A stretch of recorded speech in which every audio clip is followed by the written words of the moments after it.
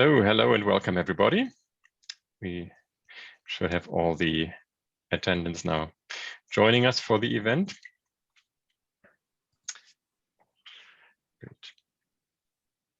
So take your virtual seat. Oh, there's Philip as well, so we're complete. Take a virtual seat and grab a tea or coffee and make yourself comfortable. And thanks to all of you for joining us today for this webinar episode. We'll be looking at emissions trading, the coal phase out, and a just transition, and discuss how these three concepts fit together, how they can be combined and can work in conjunction. This is the 7th episode of a webinar series that we're implementing on behalf of ICAP, this webinar series for policy practitioners. My name is Benjamin Gerlach. I'm a senior fellow at the Ecologic Institute, and we're doing this together with our partners from ICF and Get2See. And the whole activity is kindly supported by the European Commission. Now, for today's webinars, just a few quick housekeeping announcements.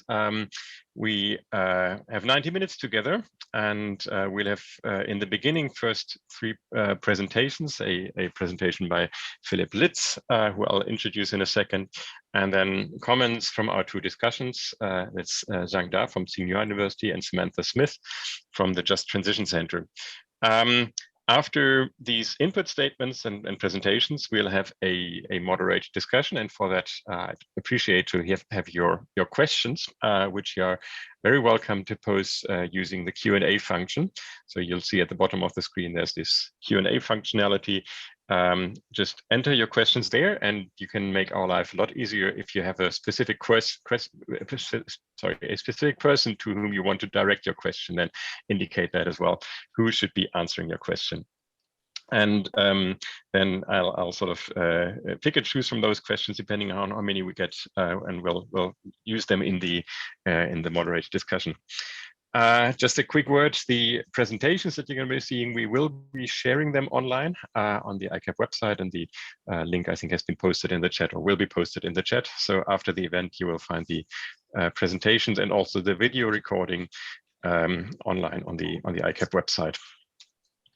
Now, then let me turn to first introducing our speakers for today. And we're very happy that we're joined by three outstanding experts in the field. Now, first of all, we have Philip Litz, who is project lead for international coal transition at Agora Energiewende, a Berlin-based think tank.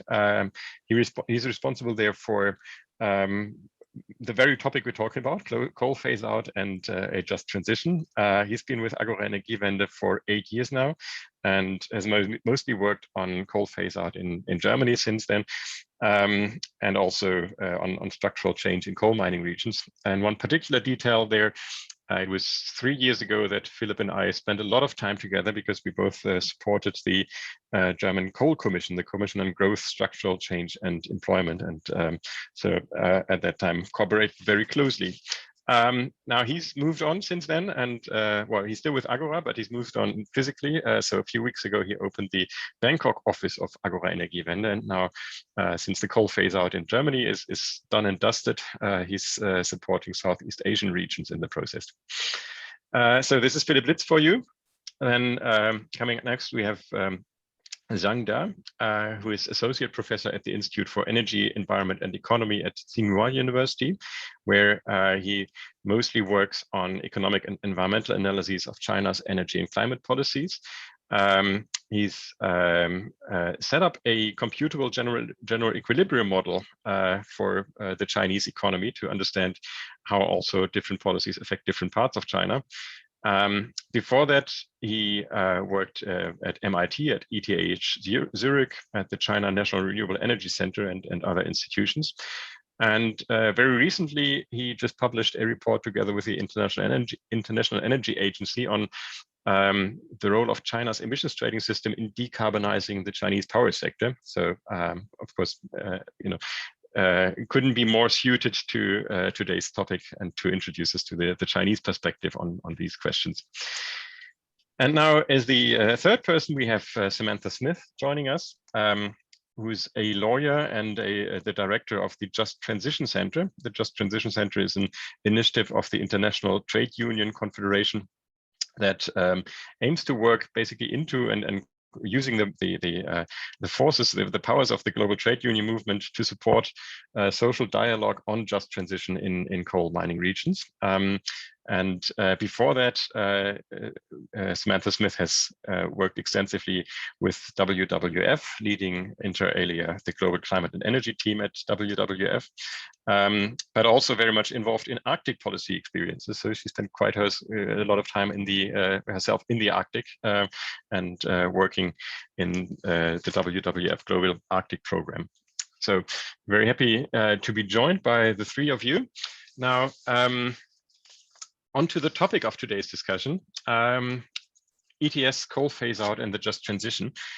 We are living certainly in interesting times when it comes to coal, because lots of things are happening in parallel in lots of ways in different parts of the world. So in Europe, we've seen that coal use has actually gone down by half since 2015. And when the Paris Agreement was signed, there were still 324 coal-fired power plants operating in the EU. By now, half of these 324 have announced that they will close before or by 2030. And that might even still be accelerated, because with the new climate targets that the EU has adopted, there simply is less and less room for coal and power generation, and also the carbon price in the EU that has just yesterday, for the first time ever, crossed 50 euro per ton, means that coal-fired power plants just have a hard time economically to even stay in the market. So there is much movement happening on that front, but we also see much movement happening in other parts of the world. So we've all heard from Xi Jinping, who announced in just last week, that coal use in China is expected to peak by 2025, or and start declining from 2026. So within this decade, by the middle of this decade, then there should be a coal peak in China. In Japan, we've just had the news last week that the last coal project that was underway has been ditched by the investors, so they decided to cancel the plans going forward and are not going to build it. The US, President Biden has set his infrastructure plan for a carbon-free electricity to be achieved by 2035, which of course means that the days of coal are numbered in that part of the world as well. So it's fair to say that the end game for coal has really begun. And in this session, we want to explore how, first, how carbon pricing fits into this picture, but also how the process can be managed to be socially sustainable. And so what we want to be looking at is, for those countries that have a carbon price, to what extent did the carbon price drive emissions? For those countries that do not have a carbon price yet, how could a carbon price help to change the sort of expansion plans for coal? But we also want to discuss whether we can actually leave it to the carbon market to bring about the coal phase out. Is that simply put just what the ETS is there for? Is it its ultimate job, or is it perhaps under some considerations not such a good idea, because then it means handing yourself over to the forces of the market? Now, those questions and others we would like to discuss and hear from our distinguished experts. But before we ask our experts to weigh in on these questions, first of all, I want to hand it over to you as the audience. We've got a few questions prepared. And for that, we will be using a tool called Menti. And you should now be able, oops, I'm just trying to find the right screen here. There it is. I'll ask the colleagues to post in the chat the link to the Menti questions. And just a second. That was one too quick. If you follow that link, you will be able to see a question, and now I'm bringing that up. So there's a bit of a confusion here. Now there's the question up for you. So what I'd first ask you to do, you head to menti.com and enter the code, or you click on the link that is in the chat, and there you will then be asked to provide your answer to a question. The first question being to identify which do you think are the most important drivers and levers for phasing out coal. And we've presented you 6 different options, and we ask you to rank the top 3 of those and see like what's the most important, the second most, the third most important. hit submit, and then we see your answers coming in. So the first one is already in. You should be able to see in live time now, real time, how the different answers come in.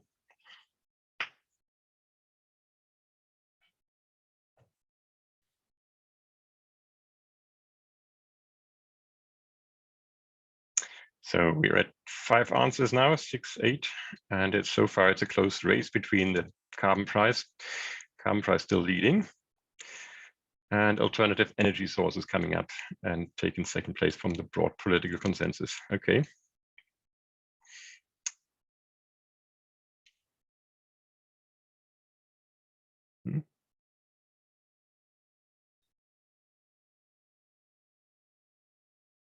Okay, great.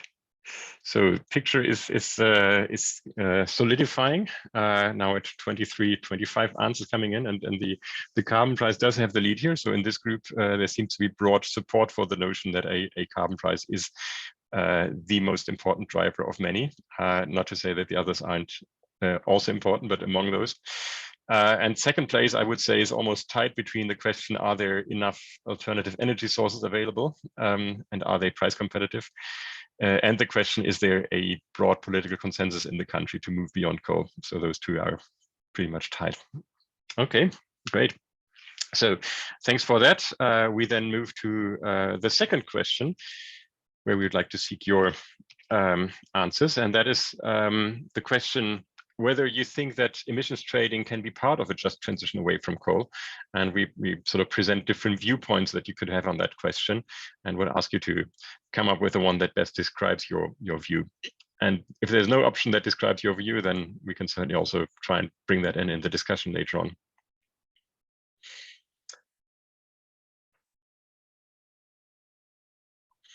And we see the little bubbles coming up. So far, much support for the notion that if we use the ETS revenue and other things to provide a perspective for coal mining regions, then yes, ETS and just transition are compatible.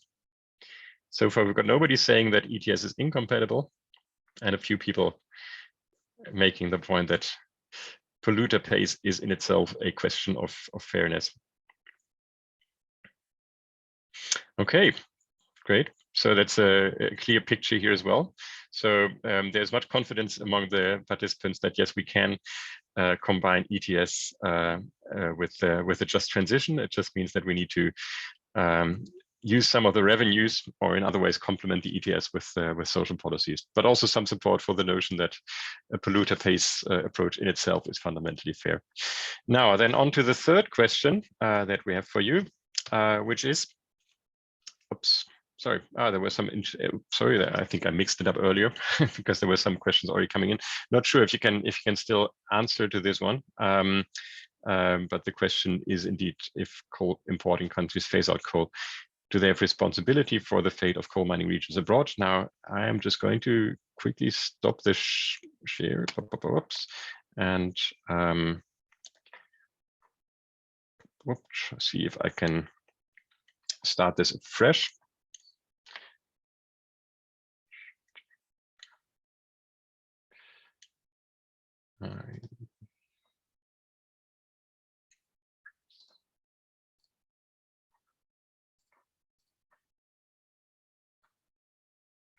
Okay, so we do have that question still open and answers coming in. I'm just going to share it now. There we go. Great.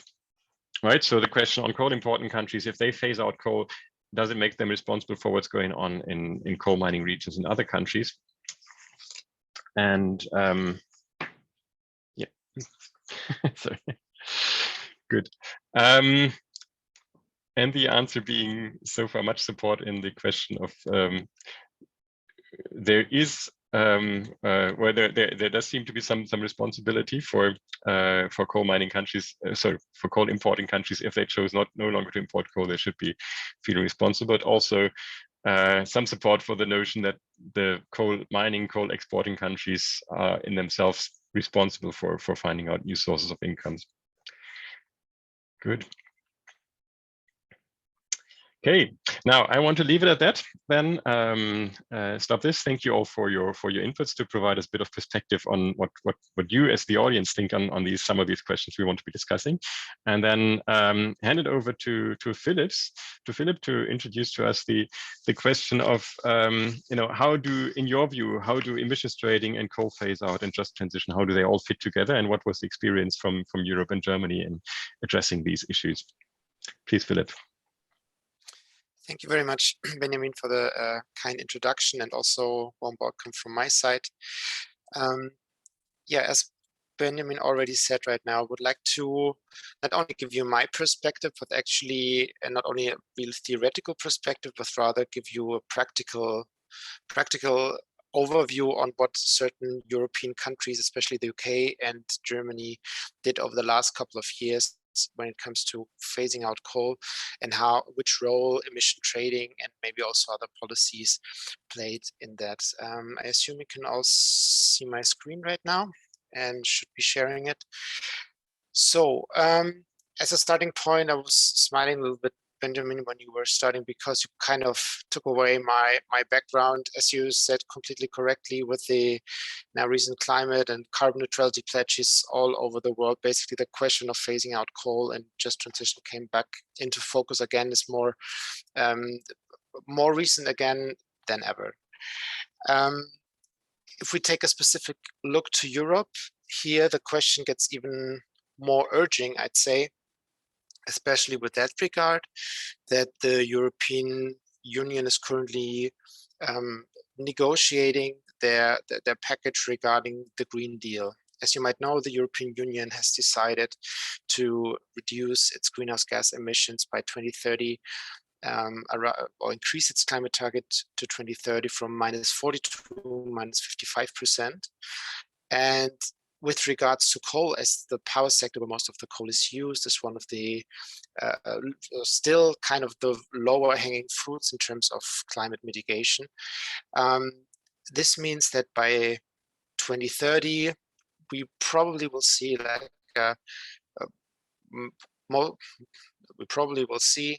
almost complete phase out of coal in the power sector, if the European Union will be able to reach this target. So this again puts a little bit more pressure on the question, because 2030, this is basically around the corner, only 10 years to think about investment cycles, especially with regards to not only new technologies, but especially building up new industries, for instance, in mining regions. This is really not, it's absolutely no amount of time. So where is Europe standing at the moment? In the last couple of years, there have been a lot of developments with regards to renewables and fossils. So the year 2020 was kind of an exciting year for the power sector in climate terms, so to say, because it was the first year that the share of renewables overtook the share of fossil fuels. So renewables are standing now at a level shortly beyond 40%, fossils below that, and also wind and solar are overtaking coal now in their overall share in the power sector. When we take a specific look at lignite and hard coal, we can see that since 2015, the production of those two sources has almost halved. So coming from a level of around 700 terawatt hours in 2015, going down to around 350 in 2020.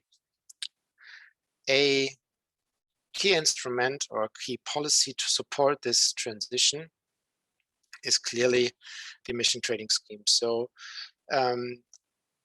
emission trading scheme, or CO2 pricing here, is all power plants are included from a certain size in the European Union. Basically, all the power plant fleet, especially coal plants, are included here. And after the price has been on a relatively low level until 2017, it has been significantly increasing already from 2018 to 2020 to an all-time high of around 24 euros in 2020 in average, and has now just recently, as Benjamin already said, reached the 50 euros. And this obviously puts a lot of economic pressure on the power plant, and this has already supported the transition of the last couple of years. So obviously CO2 pricing here plays a very important role. The main reason for that is obviously that we're now seeing that coal plants are actually, or lignite and hard coal plants are actually cheaper, more expensive than the production from gas plants, which is also additionally enforced by comparably low gas prices at the moment. You can see quite clearly here over the last couple of years, over the last 5 years, how the production from coal got more expensive, and relatively speaking, the generation from gas plants got least expensive, hence pushing coal out of the market. So there's absolutely no question that carbon pricing or the emission trading scheme plays a very relevant role in transforming the European power sector and phasing out coal at the moment. However, when we take a little closer look on the two examples, the United Kingdom and Germany, we see that emission trading is actually never really the only instrument. So quick recap, where does the United Kingdom stand? The UK came up with their coal policies, especially after the year 2010, where coal still had a share of almost a third, a little over a fourth in the power sector. And then only within a very small number of years, only within 3 years or so, the UK basically went down from this quarter to almost zero. In 2020, coal power production was only at 2%, which is kind of remarkable. And there's basically I don't know of any other country who has made such a quick transition over those years.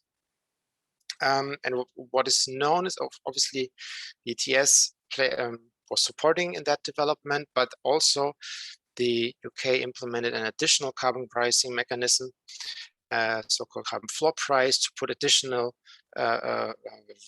level of CO2 prices onto the existing in the ETS.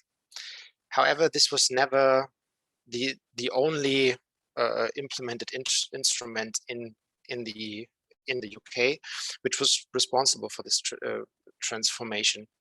And I'm only talking here about the energy side of things, not even including any just transition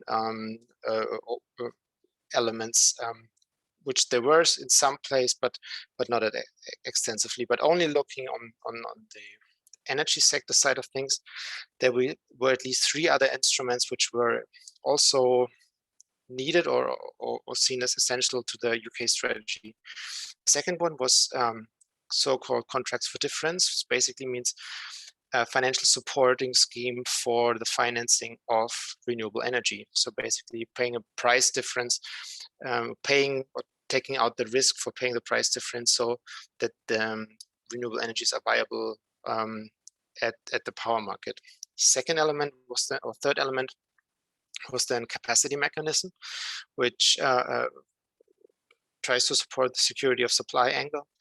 And then lastly, a so-called emission performance standards, which basically means that it prevented that there were new coal-fired power plants being built.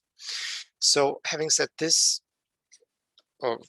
what this shows you is that in practice, or the first example, the UK did not only bet on the ETS, no, but it also did not only bid on carbon pricing, but came up with additional instruments to support or to manage the transition. The second example I would like to talk about is Germany. Also taking a quick recap on Germany, how it's managed here. In 2015, Germany was still producing around over 40% of coal. It has since then decreased or almost halved since 2020, which was mainly driven also by CO2 pricing, but as you can see, also by the increase of renewables over the last couple of years, which now reach a share of almost 40%. Germany plans on, or still aims to phase out coal by law until 2038 the latest, part of the German coal phase-out law, with the option to do it already until 2035. And now given the Green Deal on the European level, we're expecting, well, we hear increasing calls for a phase out until 2030, which would also be in line with Germany's climate targets. So what we're expecting is that in the next legislation, probably like additional measures to move that forward. In the German case, this phase out should be organized, or we actually need to take a step back. Before the German government implemented this law, they set up a specific process, so-called coal commission, to basically come up with proposals on how to phase out coal in Germany. Also because the political system or the German parliament was not really able to overcome a political deadlock to decide on which measures are needed to phase out coal and also to allow for a just transition, or at least make this a possibility, so to say. So what the German government implemented was a commission which consisted of around 30 members, including trade unions, the regions, business, science, energy industry, also environmental associations, to develop a set of measures besides the already measures in place to manage the phase out. This is similar to what you've seen in the UK slide. It's basically there were the Commission was mandated to resolve a number of different conflicts around the phase out.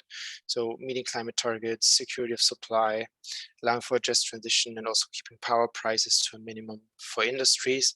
Basically already showing that the existing instruments, like only carbon pricing, had somehow the limit, or putting a limit on the ability of the transition. So here's an overview on the proposal that the Commission came up with. It basically includes, I'm not going through there in all the details now, but it basically includes some elements, a specific phase out plan for all the power plants, but it also targets other elements like increasing the share of renewables respectively through other policies. Also an element to cancel CO2 certificates from the German budget, which then are which are not needed due to the phase out, for instance, but especially those elements important to for industrial development in today's coal mining regions, and active labor market policies for the workers. So one of the key features, I say, of the German model is basically that it enables a just transition for regions and workers and plants and the mines, because it helps or affected groups who are actually directly involved in the process of decision making and solution finding. It also provides substantial support, financial but also time, for workers in the region, and gives them a certain adequate amount of time for the transition to build up alternatives. Nevertheless, what we clearly see as a downside here is that so far the German coal phase out is not yet compatible with climate justice concept, but it's also a point that we might want to pick up at a later point as well.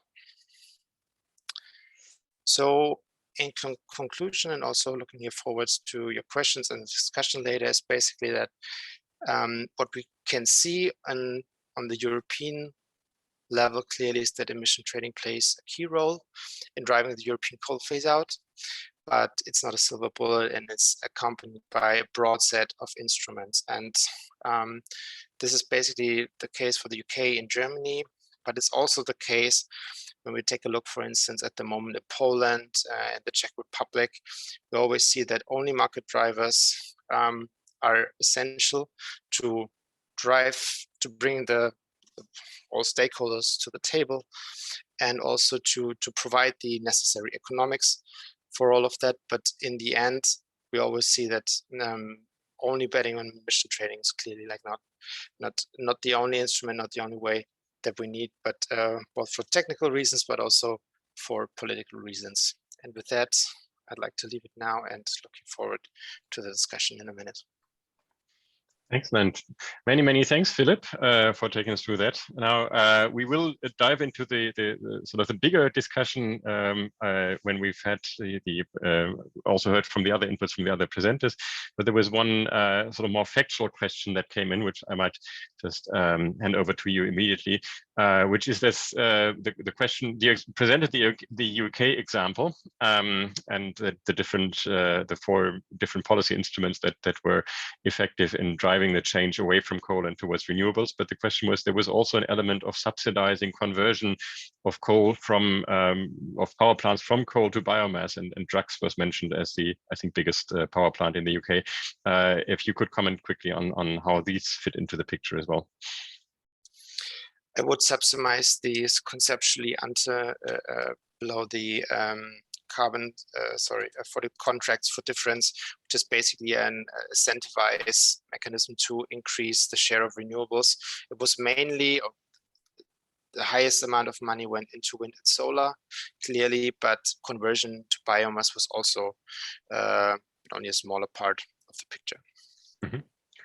Thanks for that clarification. And then we will bring in the next discussant, Zhang Da, to share with us the view from China. And we've heard, and Philip also brought that up again, President Xi's announcement about the future of coal in China. And we also know that China has a new tool in its belt, the national ETS that has started. And the question to you would be to enlighten us on how these different elements fit together, what role the emission trading has for the decarbonization of the Chinese power sector. And we've also had the first question already posed before you even started to speak. There was one participant who asked about whether you expect that electricity firms change their behavior in response to Chinese national ETS, and perhaps that's a point that you could also touch upon in your remarks. Now, over to you, Zhang Da, the floor is yours. Sure. Thank you very much, Benjamin, and also thank you for the question that have already kind of maybe guided my discussion in the following maybe 10 or 15 minutes. So I'm very excited to join the discussion, and what I think Philip has just discussed about the experience of the transition in Europe is, I think it's really helpful for China. So in China, so far, there's no kind of that commission built with a vision of just transition in mind. But I think this is actually, I mean, the equity issues is of great importance in the policymaking process when China is designing the ETS and other relevant policies. So today I will just briefly present some key findings that we have derived from the joint analysis between our institute, the Institute of Energy, Environment and Economy at Tsinghua University, and our colleagues at IEA. So this analysis is focusing on China's power sector development and transition with the ETS system to be launched. So here I will just briefly describe what China's ETS how China's ETS system has been developed. So starting from 2013, so actually there have been already 7 provincial pilots launched, and so it has already been like 8 years since the starting of the operation of these pilots. And for the national ETS, China has been developing the institutions since around 2015, and at the end of 2017, so there was a formal notice issued that the national ETS will be built, and during the last 3 years preparation, I hope most of the institutions are almost ready for a formal launch this year. So we are also very looking forward to the formal transaction of the China's national ETS starting from the power sector. So I think one of the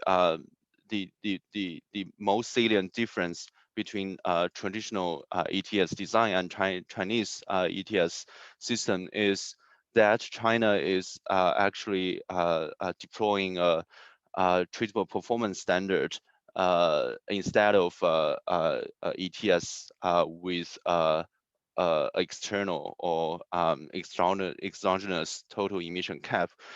So the rationale behind this is that China is facing kind of still relatively fast economic growth and also electricity demand growth, and it would be very challenging to set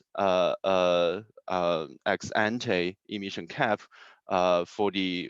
for example, the first sector to be covered by the ETS, the power sector. So China is essentially implementing like different benchmarks for different power generation technologies. So here I just use a very stylized example for the China's ETS with the intensity standards instead of the emission cap. Just to give a quick explanation. So assume that there's only 2 power plants in China's power system, and we just assume one single benchmark. So for the plant on the left, it is a low efficiency plant. It means to produce 1 unit of electricity, the CO2 intensity is relatively higher. So it is higher than the benchmark, which means to produce a unit of electricity, it only received free allocated permits less than the emissions. And for the plant on the right, we assume it is a high efficiency plant, which means to produce a unit of electricity, its emissions is actually less than the free allocated permits that they receive from the government. So the benchmark is actually higher than the CO2 intensity of the plant on the right. So when there's only 2 plants in our this stylized electricity system, and there's only one benchmark, so the plant on the left has to buy allowances from the plant on the right, and it will pay money to the plant on the right and receive the allowances that it will buy from the right plant. So that's how the things work if there's only 2 type of plants or technologies, and well, we will have only one benchmark. But in reality, we can, so after I think a lot of discussion, so we have actually can categorized China's coal generation or fossil generation technologies into like 11 types, and we in the policy design, we have actually 4 different benchmarks for these 11 technologies. And I think maybe it's also kind of obvious to some of you, it is economically most efficient to have only one benchmark if we would like to have this benchmark design or the intensity design in this ETS. But instead of having only one benchmark, here we have 4 benchmarks because we would like to have the distributional effects considered in the policymaking process. Because for the less efficient power plants or technologies, we will have higher benchmarks for them. So they will receive more free allocated permits for 1 unit of electricity they generated. So although they are dirty, they have to pay, more money for the emissions that they generate. But at the same time, they face relatively a higher benchmark, so they also receive relatively more free allocated allowances. So in theory, they will have they will be less affected in this 4 benchmark design compared to only one single benchmark. So as you will also I think easily expect, if we another extreme is that we have maybe 11 benchmarks, and then each technology will have its own benchmark, and then that could be the most or like the easiest the easiest design to get politically accepted, but that won't help the whole low carbon transition of the power system, and it is also at the same time much less economically efficient. So then you have seen this kind of 4 benchmark design as a trade-off between this the efficiency of the policy and the equity of the policy. And so in the like scenarios that we analyze in our joint analysis with the IEA, so we have in general like 3 main scenarios. So there's a no carbon pricing scenario serving as a reference.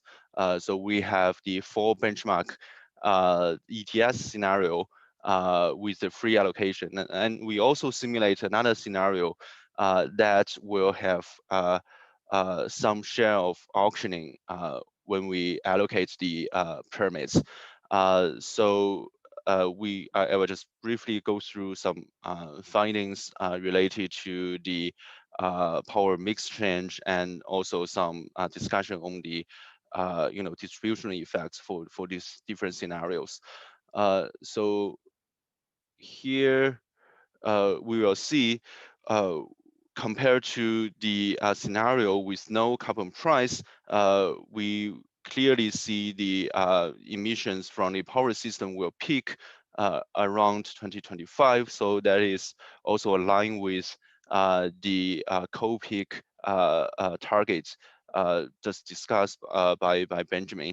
And we will also expect a carbon price trajectory. So this is just our own modeling estimates, so it doesn't reflect the price trajectory in reality in the future. But we expect that the even we hope even during the maybe very first few years of the ETS operation, the carbon price should reach a certain level to be meaningful. And here we also compare the share of different coal technologies in total electricity generation from coal. So this comparison just shows that with the ETS, the more efficient power generation technology, like the ultra supercritical technology, will have much higher share, because so they will be more cost competitive compared to other low efficient technologies. So here we demonstrate across different technologies how the carbon price then change the cost competitiveness across different technologies. So as we will see, so in the early phases of the ETS, we expect that both ultra supercritical and the coal CCS will be actually directly benefit from the carbon price. So they will be much more cost competitive than other technologies. But maybe in the later years, with even higher carbon price, the only competitive technology would be gas or coal with the CCS. And I think the last thing I would like to mention is the role of auctioning in the ETS. So I think for developing countries, or for kind of the ETS design, that could be relatively easily accepted by the industry, the free allocation would be a usually starting point. But in later stages of the ETS development, the auctioning will be very useful in a lot of ways, we think. So I think one important role that the auctioning could play is to raise revenue and to achieve some equity objectives of the policy design. So, so here with the auctioning, we show that it's first it will add more burden to coal technologies, so it will further improve the pace of decarbonization of the power sector. So previously, I didn't show a fact that from our model we actually although we see within the cogeneration there will be a shift from the low efficiency to high efficiency, hence reducing the CO2 emissions, but the current ETS design without auctioning will not help too much for regarding the gas or coal CCS or renewable. So the cogeneration will still take a very relatively high share, but with auctioning, as we will clearly see, especially in later years, the generation from coal technology will significantly drop. And on the other hand, means the coal like suppliers or firms that's using coal will be much more affected.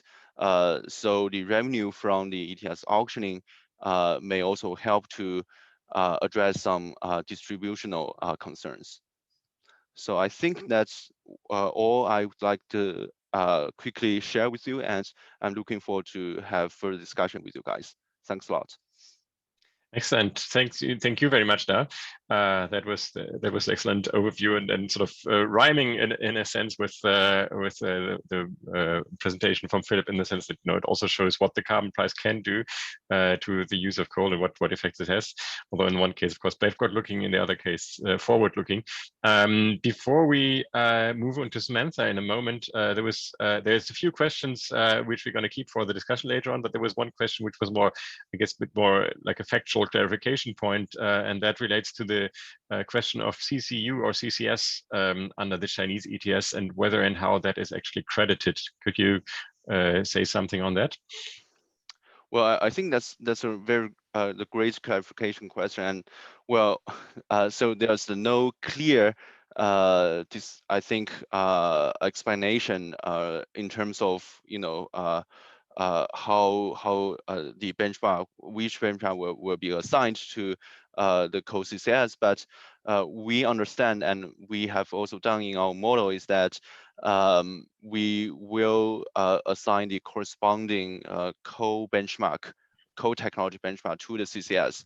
So it will receive free permits according to the benchmark that is like kind of the original technology it was. Mm-hmm. Okay. Yeah. Thanks for that clarification. Then let us then move over to Samantha, and indeed just a reminder to please send your questions in the Q&A function, as many of you have already, and we'll be collecting them and then bringing them into the discussion after the next presentation. And so let's hear it from Samantha, and let's hear your take.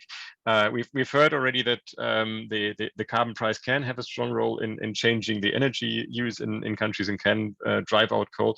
But I wanted to hear your take on whether or not that's a good idea from the just transition perspective, and what thoughts you may have on how to combine a sort of market-driven or carbon market-driven phase out of coal with ideas of just transition. How can we sort of square this circle and bring the cold-blooded market instrument and the aspirations of a just transition? How do we bring these two together?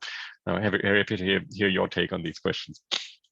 Great, thanks so much, Ben. And I might reframe your question a little bit, but I'll get to that in a second. So, hello, everybody. My name's Sam Smith. I work for the International Trade Union Confederation. We represent more than 200 million organized workers in 162 countries. And I run our Just Transition Center, which was set up in the aftermath of the Paris Agreement and the negotiation in the UN of global rules for just transition under the International Labor Organization to help unions and allies get good plans for just transition. We currently work more or less evenly divided between unions in the global north and unions in the global south. And as you might suspect, at the moment, our biggest focus is in fact on supporting our unions, their members, on energy transition and specifically transition in the power sector. But we also work with unions who are grappling with just transition in other high emitting sectors, some of which are linked to the power sector, like heavy industry or manufacturing, or potentially transport if we're really going to go for electrification, or buildings and construction. So I think the first thing I want to highlight is that just transition is not just for the energy sector or for coal miners, it's actually for all jobs in all sectors. But even if we're just talking about the energy sector, there are a lot of knock-on effects in other sectors if energy prices go up, if you have energy insecurity, and so on. So that's the first thing. I think the second thing is that, you know, for us, when we're working in jurisdictions as different as South Africa versus the United States versus Canada versus Europe, you have very different approaches to decarbonizing the energy sector and to the policy tools. And in that perspective, carbon pricing is a tool, but it's definitely not the tool for decarbonization in many jurisdictions. So just to kind of contextualize CO2 pricing, carbon trading, and things like the ETS, it really depends where you are in the world. For example, in the US, the policy settings now are moving the policy discussion is moving very much towards a clean energy standard, clean energy portfolio standard. There's very little discussion of carbon pricing, explicit carbon pricing and carbon trading as the means by which the US is gonna meet some of these targets it's setting itself for the power sector. Whereas in Canada, Canada's gone full out for carbon pricing. That's like a key element of their climate action plan. So first, the world looks different depending on where you are. It's very interesting to hear the views of the comrade from China about how they're designing their ETS and how they think that that's going to affect the power sector. I think there are a couple of other things that are pretty important to keep in mind, and these come up over and over again in the work that we do with unions. This is really an experience about, like, how does it actually work when you're trying to get coal transition? It's one thing to design an ETS. It's another thing to have a plan that's not going to put loads of working age men out of work all at the same time in a specific region, without any options for reemployment and maybe without healthcare or without any kind of income support, right? So generally, I think politicians in most countries, that's not really something you want to do. And so just from that very practical perspective, just transition is about doing the opposite of that. So that the energy transition, climate policy, doing all the things that we need to do in order to get emissions down, so that enjoys broad support, so that people see this transition as, at any rate, not worse than what they have right now, and definitely better if possible. And what we like to say is that you know, just transition speaks to people's core concerns, which are, at the moment, since we're in the biggest global recession that any of us can remember, with hundreds of millions of people out of work, 500,000 formal jobs lost last year, maybe as many to be lost outside of China this year. The number one concern people have is good jobs. So if you're in a job right now, if you're mining coal, for example, you are going to hang on to that job with all you have, because you don't see other options. If you were in work a year ago before COVID, your greatest desire would be to get back to work and to have a better income, keep a roof over your head, support your family. And so you're really concerned about having a good job. And then beyond that, the concerns people have are things like vaccines, healthcare, income support for all the people who are unemployed, education for their children, and so on. So really, when we're talking about just transition, we're talking about the political economy of how, and the politics of how this process of bringing down emissions actually answers those questions that I just described. Like, what is it that's important to people, especially right now? And carbon pricing is kind of remote from that, right? So that if, for example, if we're going to talk to mining unions in South Africa, which is what I was doing this morning, we're not going to talk about carbon pricing. We're going to talk about what are the new jobs? How do you get the new jobs? What are the things that need to happen for the government and employers to start creating new jobs? What about taxation? What about ownership? Who owns capital? How can we have less inequality across the country and in the way that wealth is distributed? So, but then again, carbon pricing, as you've said, and as the other speakers have said, can play an important role on a few issues.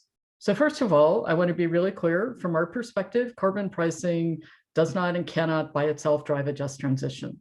Really, to the contrary.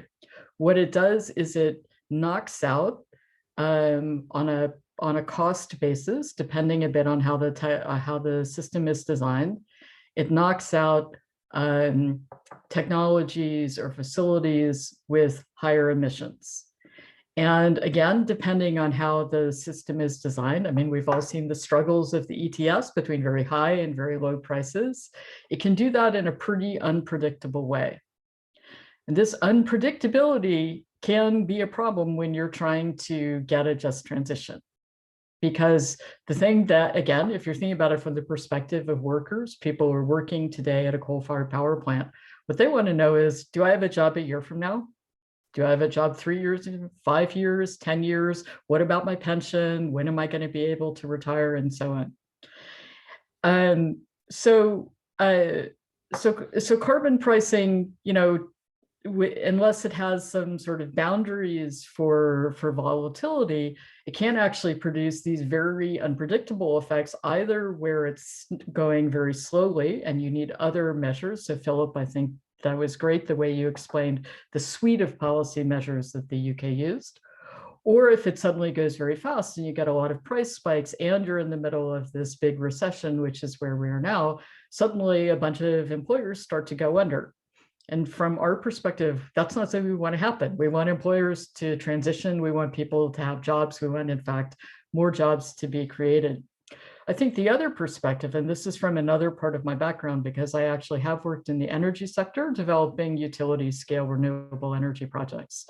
A carbon price has to be really, really high before it starts to do something meaningful to support the capital expenditure that you need to have to build out renewable energy, right? Because those projects have a CapEx profile with a lot of investment at the front and rather less during the operating period because you're using wind and solar and so on. And so while carbon pricing can provide a kind of top up, first, it's not always predictable. So if you're looking at the economics of projects and how do we build them, how do we employ people, it can be nice if you're a renewable energy employer, but it's not going to be the main substance of your financing for the project. So on that, so from that perspective, what we would say is we need, predictable, good supports and targets for decarbonizing the power sector, so that when people have this element of job security, a horizon for what they're doing. But two, you actually are, through other policy measures, not just carbon pricing, stimulating the build out of stuff that is going to re-employ people who might be coming out of the coal sector or other sectors, because we have so much unemployment.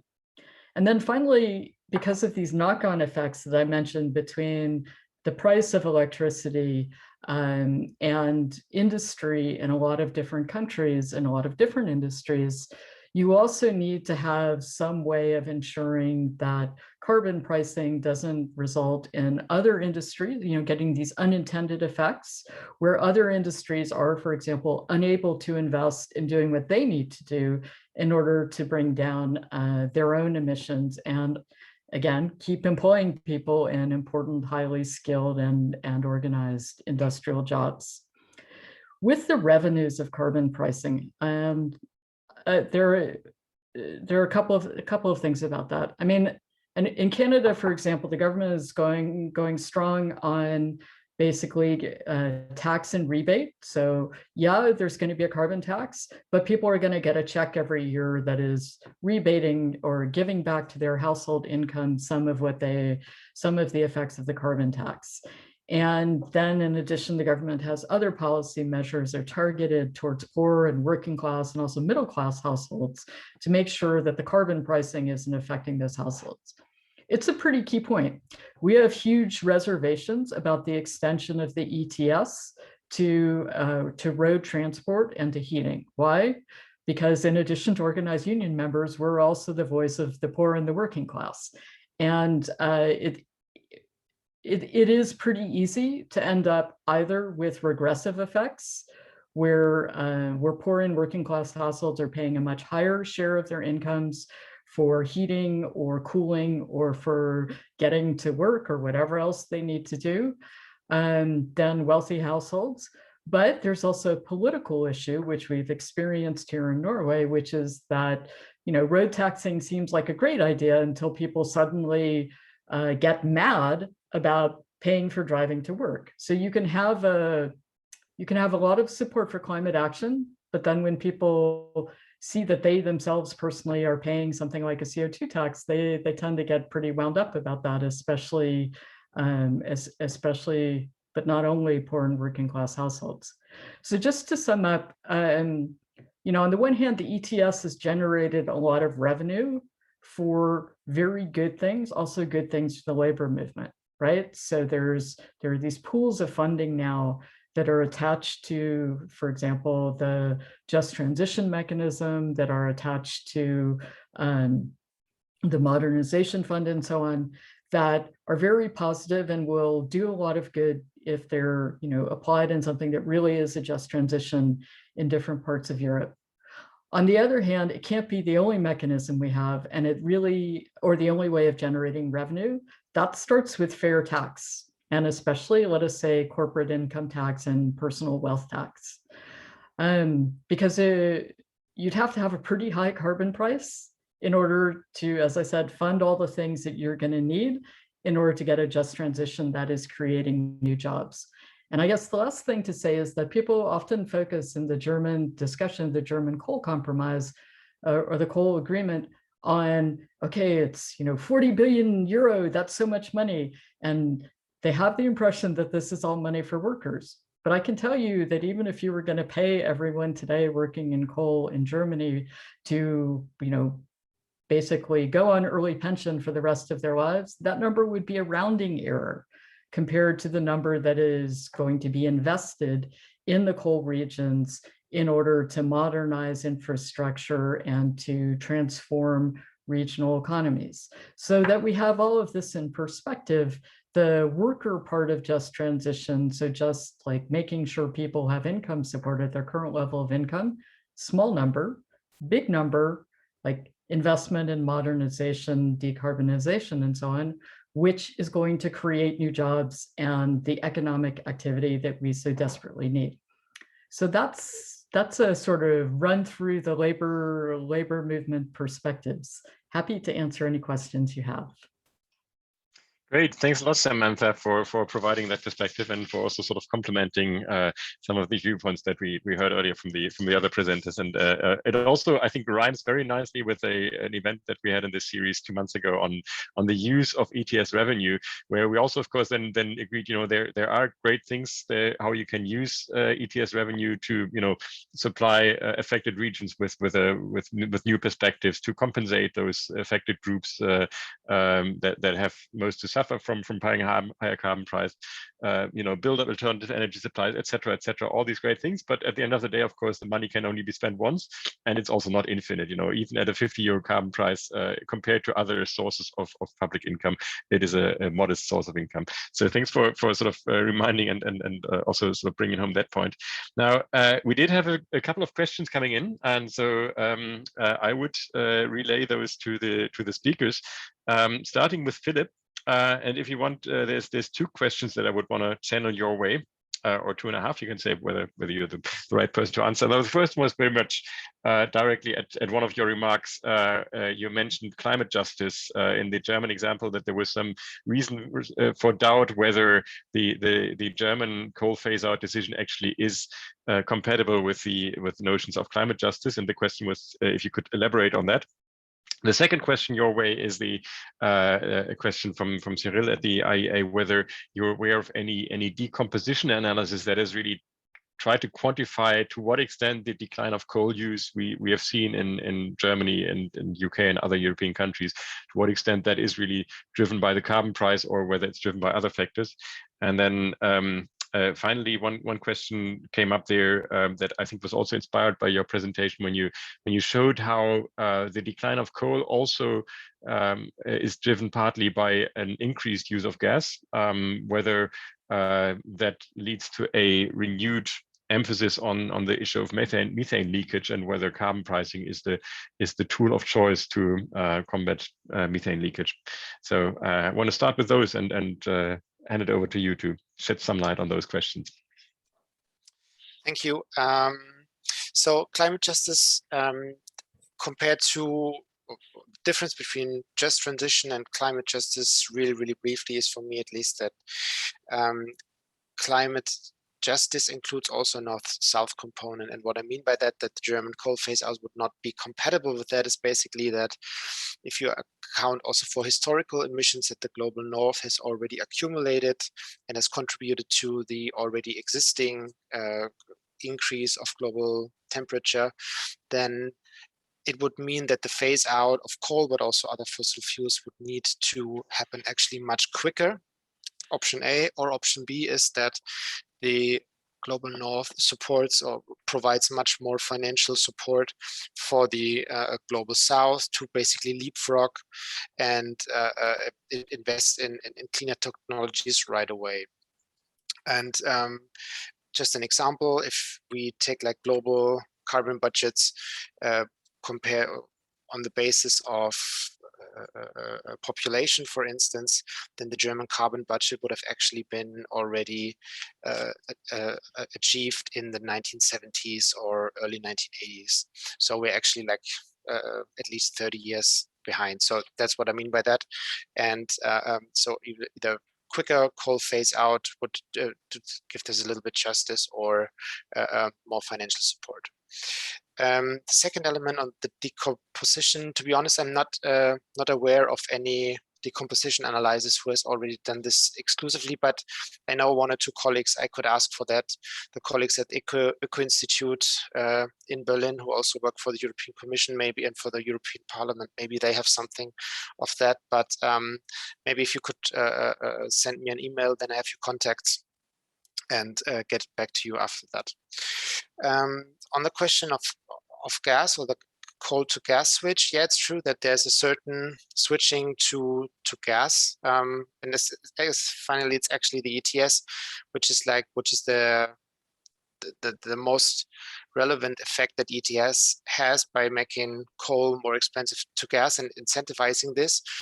But on the other hand, if we compare, for instance, the difference in generation numbers from 2010 to or even before to 2020, where we are now, is that it's not as big as one might suspect.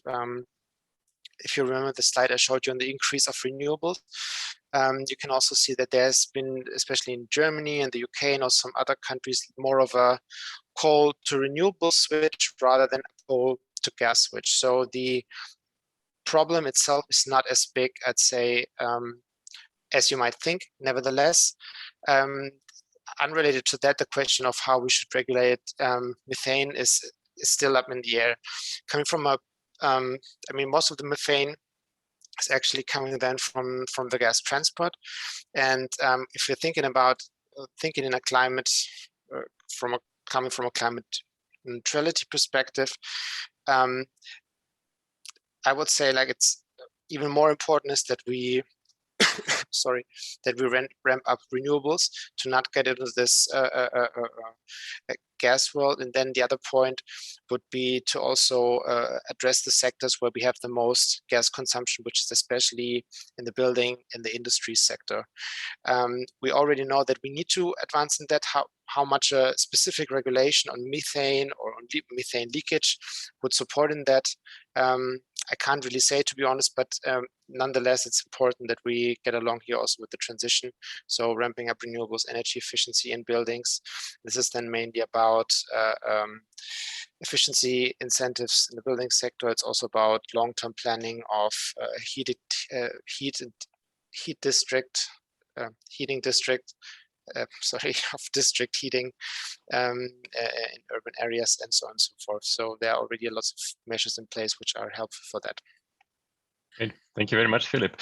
And the next two questions I would channel to Zhang Da on the Chinese perspective. So there was one quite specifically, because you did mention auctioning as well as one of the things you have looked at in your modeling of the Chinese ETS. I understand it's not implemented yet, but of course it's an option that can be investigated in a model.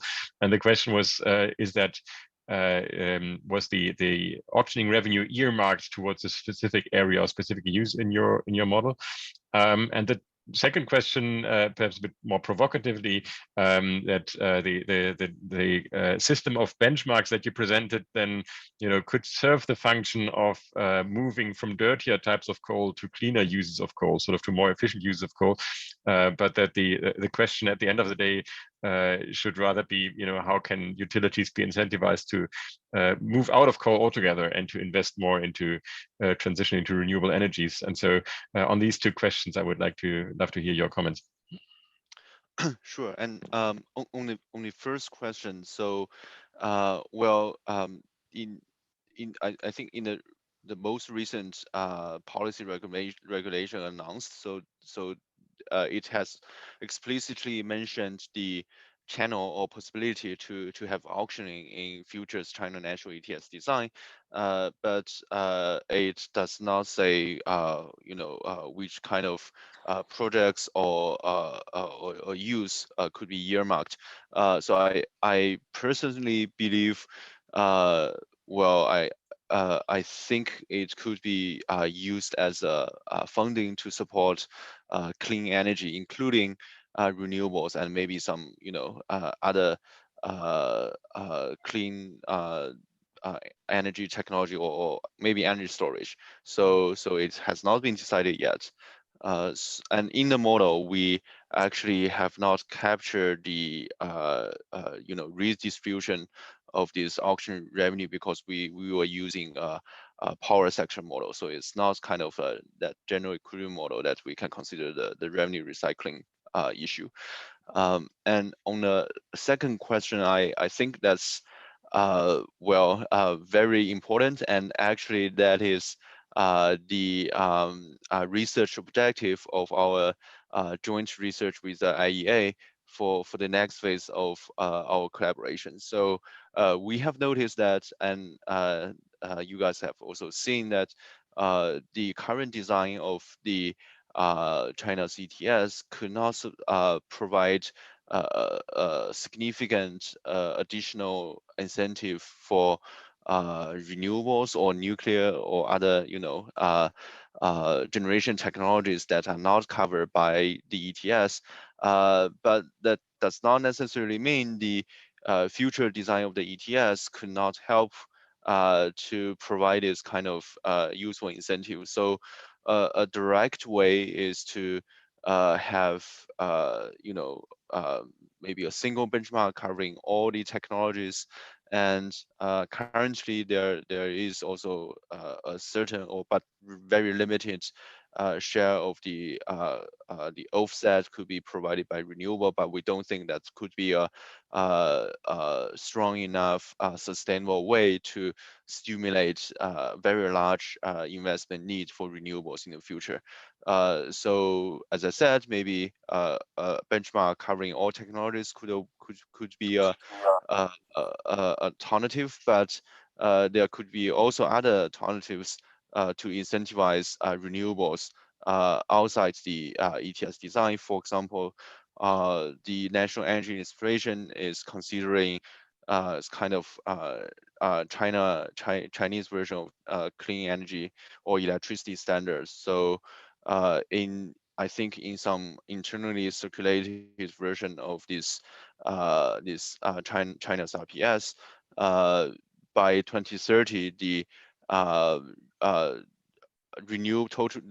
share of the renewable in electricity could maybe reach 40% of the total generation, compared to roughly, I think it's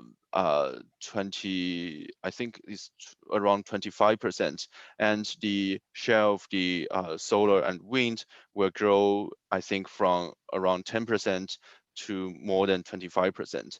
So that would be, I think, a very ambitious specific policies to support renewables.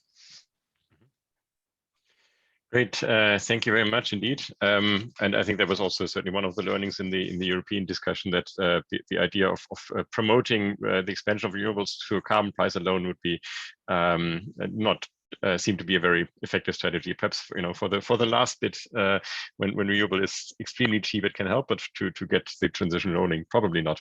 Now Samantha is back in. I think you had your picture froze, but somehow you managed that your picture actually froze while you were when my picture freezes, usually it's when I have my eyes closed or the mouth wide open. But you look very charming with your frozen picture. But I see you had a backup plan up your sleeve, and you're joining us now through another device. And so I'd like to channel the next questions to you then. There was one question relating to the north-south dimension, if you want, or the international dimension that I guess sort of with your background you might also have views on. And so the question is if we have more and more countries that decide to move out of coal, then one implication of that is that the demand goes down and that the price of coal is also going to go down.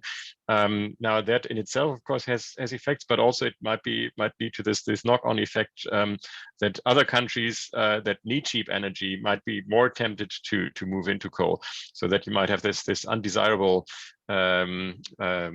effect of the coal phase out. And perhaps if I can just sort of piggyback on that question with an observation that you triggered yourself. You mentioned your time that you spent in the energy sector, and how important it is to have sort of a very clear and strong signal of a carbon price in the future.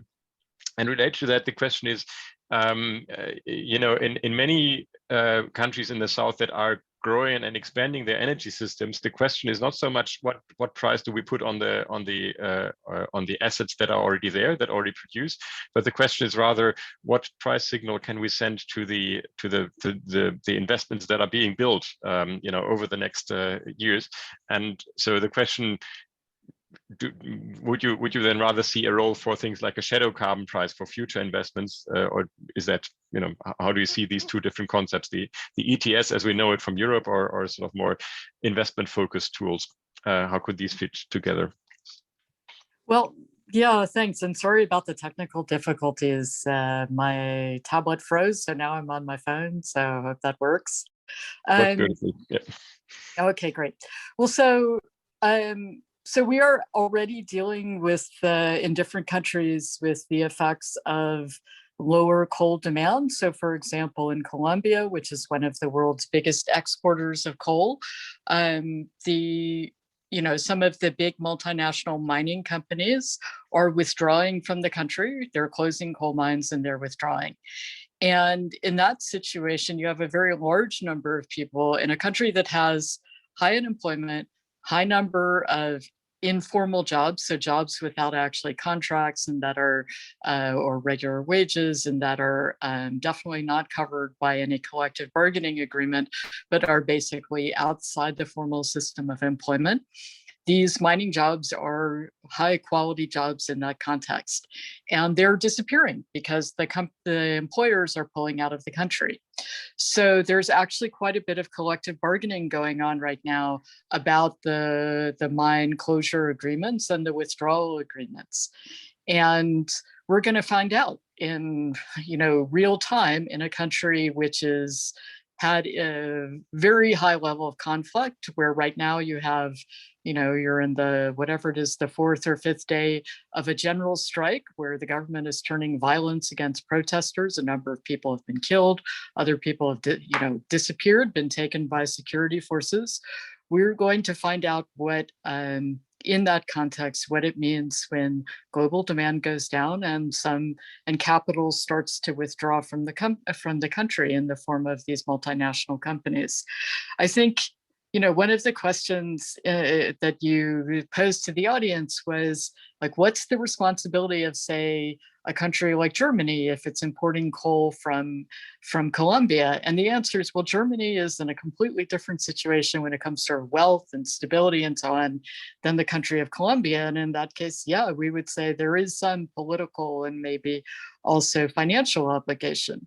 But just as much, we should be looking to the multinational enterprises that have extracted resources and labor from Colombia over the last decades and are now pulling out. Like, they're definitely very well placed to pay for just transition. And it's our view that that should be their responsibility too. Employers should not just be able to turn the bill over to governments in this case.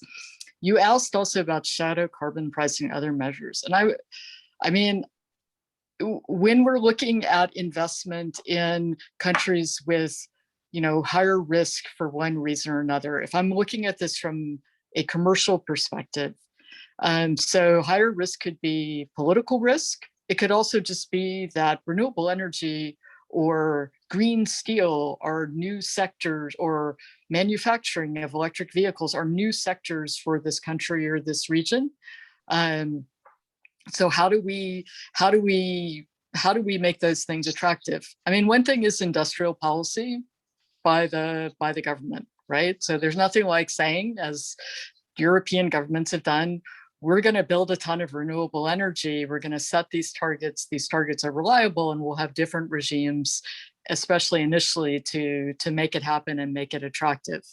A second approach also by government, depending on where you are in the world, is to develop technology, commercialization of technology, deployment of technology, and also to provide supports for these activities through things like state ownership of enterprises or other tax or incentive measures that make it possible for these sectors to develop, to become commercial and even competitive outside of the country. So those are all things that China, but also other countries, have used very successfully to develop their industries. And I guess the last thing is, if we're just looking sort of, okay, we're not going to look at this whole range of other policies that make it easier to develop a new decarbonized sector in a country, but just that, okay, I'm an investor from outside the country. What does it take? Does it take a shadow carbon price? There are other roads to the same other roads to the same destination.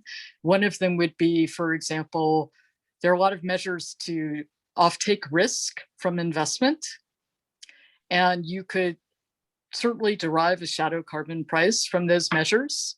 You could just as easily derive a price for the risk that is being taken out of the investment. So somebody else, the government, a multilateral development bank, basically offtakes a portion of the risk or guarantees a minimum level of return. So those are all, it's not quite carbon pricing, but certainly, for all of the things that I've mentioned, and especially like renewable energy portfolio standards or clean energy portfolio standards or targets, you can always derive a shadow price from it if you want to. Good. Great, thanks, Samantha. Now we've almost come to a close. One last question, if I may, to Philip, that relates to a bit of our professional past, to the Coal Commission, the German Coal Commission, and the question here is really, it's you could see it as a little bit ironic. You know, we like 3 years ago we invested long nights into trying to make this a success, and then it came out with the agreement to phase out coal in Germany by 2038, and now you could say, well, the carbon price is taking care of that faster than was ever planned or anticipated. So what's your take on, was there still value in having this Coal Commission nonetheless, or could we have just sort of, you know, spent the time differently and seen more of our families and, you know, let it to the ETS to do the phase out work? What's your take on that one? Well, it depends on. It depends, to be honest. I'm also I asked myself that question also various times, and was already asking, and I still don't have like a clear answer to that, because you're right. There's some, or let's put it differently. There are certain elements where I see there's no way around, which are essential to that. That otherwise we would have needed another mechanism to come up with solutions for that. So, for instance, the support for the regions regarding structural change, labor market policies involved. So these are all aspects which would have been needed to negotiate anyway elsewhere. The most critical point is, in my understanding, mainly the compensation for the utilities for the actual phase out, because this is an additional money that the government needs to pay, which it would not need to pay now if it would have only relied on the ETS. And given the overall outcome that we're currently seeing, is that the compensation that especially the lignite companies have negotiated are actually pretty high. What the government did regarding hard coal phase out, the auctioning system seems to work quite well. But regarding the lignite negotiations, even the European Commission has formally opened an investigation to take a closer look how those were negotiated. And this is clearly a point where I see that negotiations seem not to be the way, or not the ideal way forward, and somehow looks like money not so well spent. On the other hand, I also feel that especially involving so many stakeholders in the process helped a lot of finding a better joint understanding amongst the stakeholders on what elements need to be tackled in terms, not only the coal phase out, but the overall energy transition. So what does it mean for grids? What does it mean for, I don't know, for storage and so on? I feel that there has been kind of a step forward in the overall discussion amongst those stakeholders, and a better understanding what is needed in the future.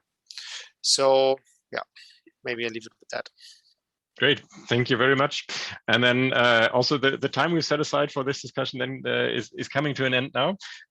So to draw this to a close, I want to first of all thank all of you. Thank above all, of course, our distinguished speakers and experts, Philip and Samantha, for joining us today and sharing with us their insights. I want to thank all of you, the participants, for your active engagement, for your questions, for tuning in. Obviously, I want to thank the International Carbon Action Partnership, ICAP, and the European Commission that is making this possible.